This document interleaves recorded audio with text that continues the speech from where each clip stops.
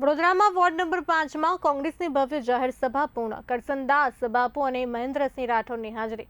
બારાવાલા હનુમાન મંદિર પાસે મોટી સંખ્યામાં જનસમર્થન. વિકાસના મુદ્દાઓ સાથે મતદારોની અપીલ.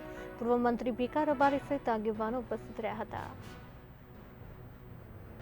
આજે બાવચાળ વિસ્તારની અંદર અમારી કોંગ્રેસ પાર્ટીની જાહેર સભાનું આયોજન હતું. અમને 4 કોંગ્રેસ પાર્ટીના ઉમેદવારોએ આજે અહીંયા જાહેર સભામાં અમને બોલાયા હતા. અમે લોકોને મળ્યા, લોકોના પ્રશ્નો સાંભળ્યા કે તમારી આટલા વર્ષોથી ત્યાં શું સમસ્યાઓ છે. આ વિસ્તારની શરૂઆત પૂર્વ વિસ્તારની અંદર વોર્ડ નંબર 5ની અહીંયા શરૂઆત ઠીક પાણી કે અહીંયા બાવચાવાડથી થાય છે. આ વિસ્તાર ઘણા વર્ષોથી અનેક સુવિધાઓથી વંચિત છે. અહીંયા સૌથી મોટી સમસ્યા છે પાણીની, સ્ટ્રીટ લાઇટની અને ગટરની. આ સમસ્યાથી આ લોકો ત્રાહિમામ પોકારી ગયા છે. આ વિસ્તારની શરૂઆત અહીંયાથી થાય છે. આ વિસ્તારના લોકોની એક સૌથી મોટી સમસ્યા છે કે ભાઈ છેલ્લા 30 વર્ષોથી અમારા ત્યાં અહીંયા ગેસ લાઇન નથી, અમને પાયાની કોઈ મૂળભૂત સુવિધાઓ આપતા નથી.